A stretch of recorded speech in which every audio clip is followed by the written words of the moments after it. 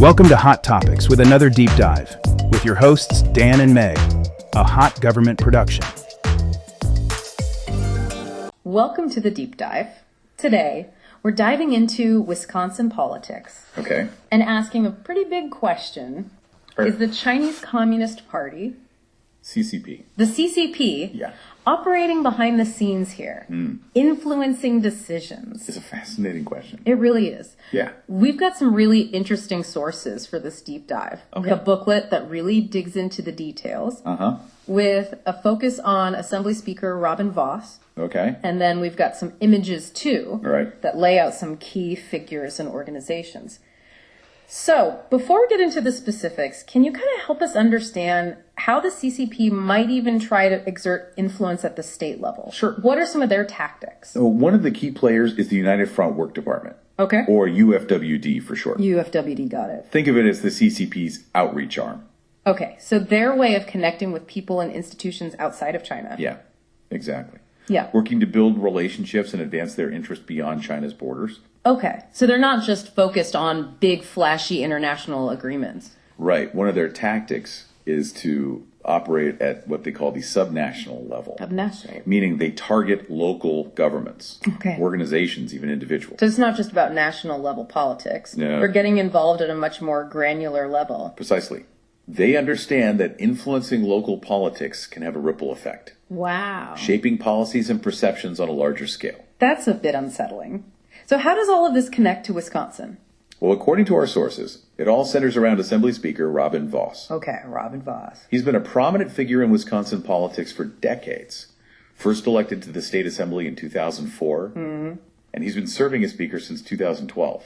I see. So his decisions carry a lot of weight. That means he has a significant influence on the legislative agenda Yeah. and which bills become law. And our sources highlight his involvement with an organization called the State Legislative Leaders Foundation, or SLLF. Yes, and this is where things get interesting. Okay. The SLLF might sound harmless enough, but back in 2015, they formed a partnership with the Chinese People's Association for Friendship with Foreign Countries, Oh, wow. or CPA-FFC. CPA-FFC. Got it. And the CPA-FFC is directly tied to that CCP outreach arm we talked about, Oh, wow. the UFWD. No, so the Speaker of the Wisconsin Assembly is connected to an organization that's partnered with a group linked to the CCP, That's what these sources allege. And remember, this partnership began in 2015, right? during what some call the honeymoon phase of U.S.-China relations. Right. When President Obama and Xi Jinping were emphasizing cooperation, it's hard to imagine anything nefarious happening during those feel-good photo ops. Yeah. But could one argue that during this honeymoon phase, these partnerships were viewed as beneficial? Even encouraged. That's a fair point. Yeah. At the time, there was a lot of optimism about the potential for collaboration between the U.S. and China. However, even back then, some concerns were raised. So some red flags were waving, even during that honeymoon phase. Yes, as early as 2018, U.S. officials started issuing warnings about the potential risks of the SLLF's relationship with the CPA-FSC, Okay. stating that it could undermine U.S. foreign policy objectives. That's concerning. So we have this partnership touted as a bridge between the U.S. and China. But at the same time, U.S. officials are raising concerns about its potential downsides. Right. What happened next? Did anyone push back against this partnership? They did. And as time went on, these concerns became more pronounced. Okay. In March of 2021, Stephen Lahikis, the president of the SLLF, stated that they would continue to cooperate with the CPA-FFC. So despite those initial warnings and the growing skepticism surrounding the SLLF's partnership, they chose to maintain their ties with the CPA-FFC. That definitely raises some questions about their judgment, maybe even their motives. It does. And this is where we need to look closely at Speaker Vos's actions and decisions. Okay. Did this connection to the CPA-FFC through the SLF influence his actions as Speaker of the Assembly? Right. Did it have any impact on the legislation he supported or opposed? Okay, so the big question is whether this partnership translated into actual influence over Wisconsin politics. That's where we'll pick up in part 2. To understand the potential influence of this partnership, Yeah. we need to look at how it actually played out. Okay. Our sources describe trips to China, meetings with high-ranking officials, Wow. exchanges of ideas and legislative strategies. So they were building some pretty close relationships. Yeah. And Spiegel Voss was directly involved in all of this. Yes, he was.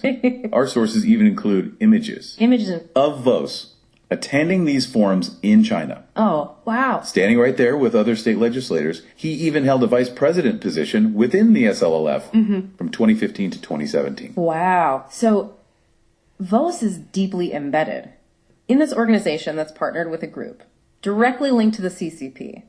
But did this partnership actually translate into any tangible benefits for the CCP? Did it give them any real leverage? That's the crucial question. Our sources argue that this partnership gave the SLLF, and by extension Voss, access to Chinese government officials and resources. Oh, access. This raises the question, could this access have translated into influence over policy decisions back in Wisconsin?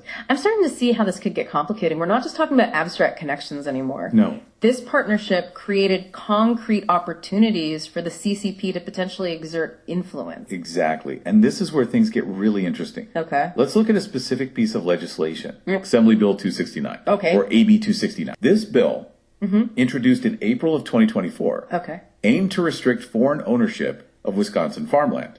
That sounds like a pretty important issue, especially with concerns about foreign entities buying up American farmland. It is. And this bill had bipartisan support. Bipartisan, so both sides agreed on this. Lawmakers from both sides of the aisle agreed that limiting foreign ownership of farmland was in Wisconsin's best interests. It was seen as a way to protect the state's agricultural industry and national security. So, if it had bipartisan support, why didn't it pass? What happened? Well, despite the broad support for AB 269, Speaker Voss, using his power as Speaker, blocked the bill's advancement. He blocked it. It never even made it to a full vote. Wow. On the Assembly floor. That's surprising. Was there any explanation for why he opposed the bill? Especially given the concerns about foreign and potentially CCP-linked entities buying up American farmland. Well, his decision certainly raised eyebrows. Yeah. And Representative Janelle Brandtjen actually issued a press release where she directly questioned whether Voss's opposition to AB 269 was influenced by his ties. So some are directly connecting his actions on this bill to his relationship with this CCP-linked organization. Yes. And this isn't the only instance where Voss's actions have raised concerns about potential CCP influence. Okay, there are more. Okay. Let's shift gears and talk about Foxconn. Foxconn! You might remember them. Oh, yeah, I remember that. The Taiwanese company was supposed to build a massive factory in Wisconsin. Yeah, it was supposed to be a huge deal for the state's economy. Voss was a big supporter of that project, right? He was. Foxconn received significant financial incentives from the state to build that plant. And Voss was instrumental in getting that deal approved. Okay, so lots of support for Foxconn. But here's where those CCP connections come back into play. Okay, I'm listening. What's the connection with Foxconn? Well, Foxconn is a Taiwanese company. Okay. Their major manufacturing facilities are primarily located in mainland China. Oh, so they actually manufacture in mainland China. Okay, and there are concerns about the level of control the CCP might have over companies operating within their borders. So even though Foxconn is a Taiwanese company, their reliance on mainland China for manufacturing could give the CCP some leverage over their operations. Exactly. Is that what you're suggesting? That's interesting. Remember, Voss was a major proponent of this deal, a deal that ultimately benefited a company with potential CCP ties. I see. So it's not just about direct connections to the CCP, but also about supporting companies that might be vulnerable to CCP influence. That's a key takeaway here. That's interesting. And there's another example. Another one. We need to discuss. Okay, Pfizer. Pfizer, the pharmaceutical company. What do they have to do with this? Well, back in 2021, during the height of the COVID-19 pandemic, Pfizer needed to quickly ramp up production of their vaccines. Vaccines, everybody needed them, right? Yes. They were looking for facilities in the U.S. to expand their manufacturing and distribution. Okay. And they set their sights on a facility in Pleasant Prairie, Wisconsin. Okay, that makes sense. The world needed vaccines as quickly as possible. Right. But to use this facility, Pfizer needed legislative approval, and Speaker Voss was a key supporter of fast-tracking that approval. Okay. Helping to ensure that Pfizer got the green light. All right, so Voss helped out Pfizer to use that facility in Wisconsin. What's the issue here? Well, while Pfizer was seeking approval to use this facility, they were also collaborating with a Chinese biotech firm. A Chinese biotech firm? Called Fosun Pharma. Fosun Pharma, okay. On vaccine development and distribution. Okay. Fosun Pharma even invested heavily in BioNTech, the German company that partnered with Pfizer to develop the vaccine. Yeah. So once again, we see Voss supporting a company that has connections to China. But this time it's during a global pandemic. Yes. When the stakes are incredibly high. We're talking about vaccines. And this raises questions about whether Voss's decisions were influenced by these connections. Okay. Could the CCP have leveraged those Pfizer-Fosun Pharma ties to gain some sort of advantage? Leverage. Perhaps access to valuable vaccine technology? Technology. Or influence over distribution? That's a pretty unsettling thought. We're talking about potentially life-saving medications here. If the CCP had any influence over those decisions, the implications could be huge. Exactly. And this brings us back to that central question we've been exploring. Did Speaker Voss's relationship with the SLLF and the CPA-FFC influence his actions as Speaker? So we've seen a pattern here. Voss maintaining his ties with the SLF despite warnings from U.S. officials, blocking legislation aimed at restricting foreign ownership of farmland, and supporting deals that benefited companies with potential CCP ties. It's a lot to unpack. It is. And it's hard to know what to make of all of this. Yeah. And in the final part of our deep dive, okay, the final part, we'll explore the potential implications of these connections, what they might mean for Wisconsin and beyond, and what, if anything, can be done to address these concerns. All right, so lots more to discuss in part 3. We've uncovered some pretty concerning connections in this deep dive. Yeah. Speaker Voss's involvement with the SLLF, the partnership with the CPA-FFC, his decisions regarding AB 269, Foxconn, Pfizer. It's a lot to process. It is, and I think it highlights a broader issue that we need to be aware of. The CCP's efforts to exert influence are not limited to the national level. Right. They're happening right here in our state, potentially impacting decisions that affect our communities and our lives. That's a sobering thought. It makes you wonder how widespread this kind of influence might be.